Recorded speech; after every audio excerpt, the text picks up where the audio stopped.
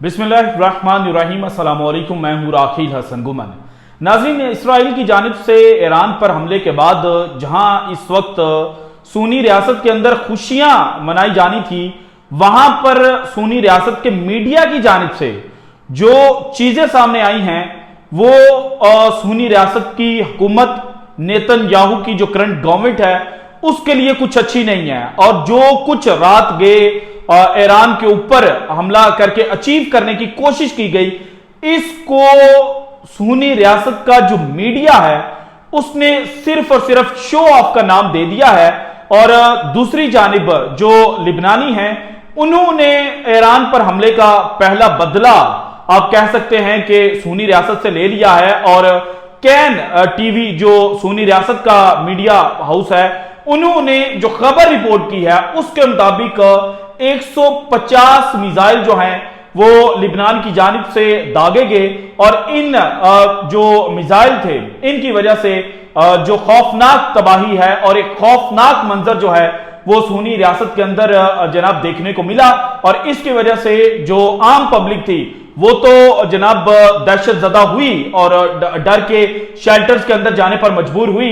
लेकिन एक और सवाल पैदा हुआ कि इसराइल ने आधी रात को F-16, F-15, F-35 तैयारों के साथ जो एडवेंचर किया, उस एडवेंचर के बदले में सिर्फ और सिर्फ 4 ईरानी फौजी जो हैं वो शहीद हुए हैं। जबकि जो लिबनानी मिसाइल्स हैं उनकी वजह से सुन्नी रियासत के अंदर डबल से भी ज्यादा जो तबाही है वो मची है।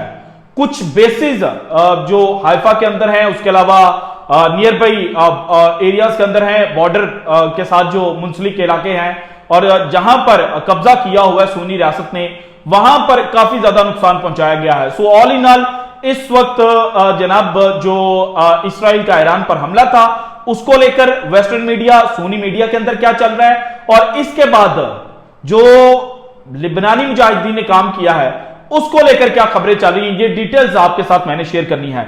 लेकिन सबसे पहले अगर बीबीसी उर्दू की खबर मैं आपके सामने रखूं तो इनके मुताबिक हमले से कबल ईरान को जवाबी कार्रवाई ना करने का पैगाम भेजा गया था। हमले से कबल ईरान को जवाबी कार्रवाई ना करने का पैगाम भेजा गया था। यह लाइन अपने अंदर बहुत बड़ा मैसेज जो है वो छुपाकर बैठी हुई है। और ये किसी अल जजीरा या अल मायदीन या जनाब जो इराकी मीडिया ऑर्गेनाइजेशंस हैं उनकी जानिब से खबर नहीं रिपोर्ट की गई, बल्कि बीबीसी उर्दू ने ये खबर लिखी। और इस खबर के अंदर जाकर उन्होंने जो चीज बताई वो इंडिकेट कर रही है कि कुछ दिन पहले मैंने आपके सामने खबर रखी थी जिसमें यह कहा गया था कि बड़े छोटे पैमाने के ऊपर जो स्ट्राइक है वो ईरान के ऊपर की जाएगी।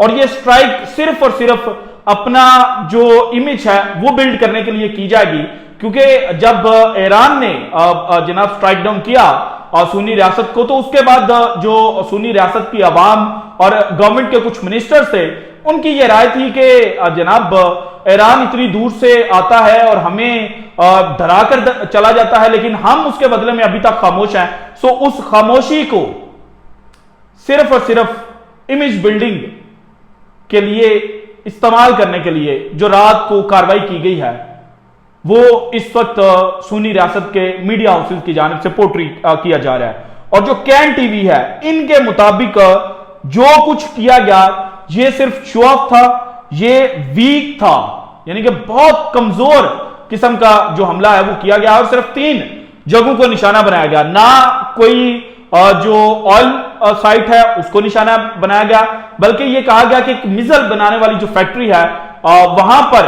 जो सुन्नी F-35, F-16 और F-15 तैयारे हैं उन्होंने जाकर जो बॉम्बिंग है वो की है। लेकिन अगर इतने बड़े पैमाने के ऊपर की होती तो देन जो इंडिपेंडेंट सोर्सेज है वो कहीं ना कहीं से खबर निकाल कर ले आते, क्योंकि जो सुन्नी रियासत है उसकी जानिब से यह कहा गया था कि रजीम चेंज जो है वो ईरान के अंदर होना है। सो जब रजीम चेंज करने के लिए कारिंदे मौजूद थे तो उन कारिंदों ने फिर जो इंडिपेंडेंट सोर्सेज है उनको खबर क्यों नहीं पहुंचाई कि रात को जो तैयारे आए थे उन्होंने ये तबाही मचाई है। इसके अलावा जनाब जो इस्राएली मीडिया फिगर है रामी यित्जर, और किसी जमाने में ये सीनियर ऑफिसर भी थे इस्राएली मिलिट्री पुलिस के अंदर, इन्होंने भी ये कहा कि ये जो कुछ भी किया गया है ये बड़े महदूद पैमाने का था, और जो वर्ड इसके लिए इन्होंने इस्तेमाल किया वो था मिनस्क्वेल और वीक।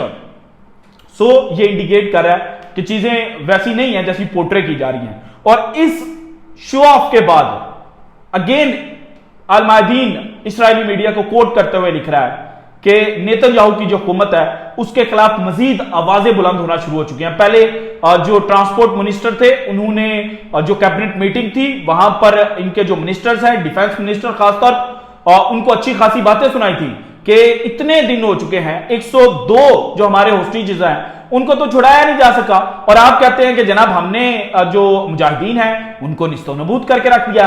हालांकि ऐसा कुछ भी नहीं है, और अब जो मीडिया ऑर्गेनाइजेशन है खुद इसराइल की वो इस चीज को क्लेम कर रहे हैं। इसके अलावा न्यूयॉर्क पोस्ट, अगेन एक वेस्टर्न वेबसाइट जो है, इन्होंने लिखा Iran issues veiled threats following Israeli strikes dead left 2 soldiers dead as Hezbollah fires rockets at IDF in Lebanon.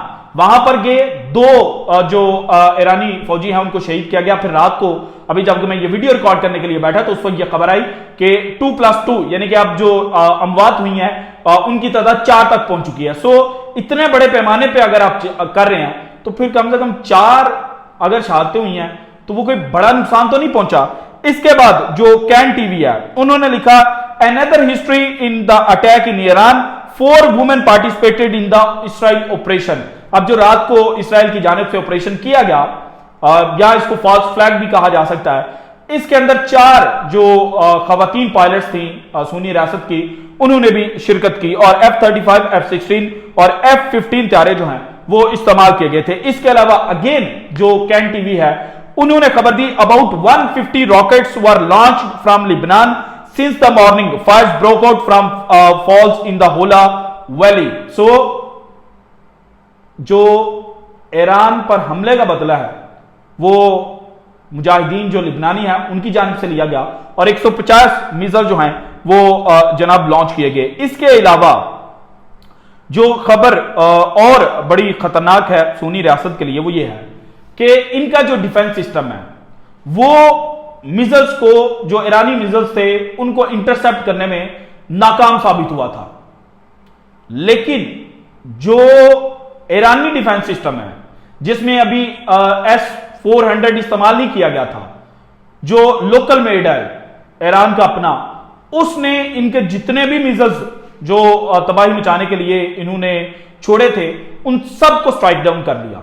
और जो वीडियो में देख रहा था एक वायरल हुई उसमें यह कहा जा रहा है और ये गुमान किया जा रहा है कि बशिंदे जो ईरान के हैं तेहरान के, वो छतों के ऊपर गए और जाकर देख रहे हैं कि जनाब कहां पे है जो सुन्नी रियासत के यहां पर भेजे गए थे जनाब प्लेन्स तबाही मचाने के लिए। सो जो ईरानी लोग हैं वो मजाक उड़ा रहे हैं।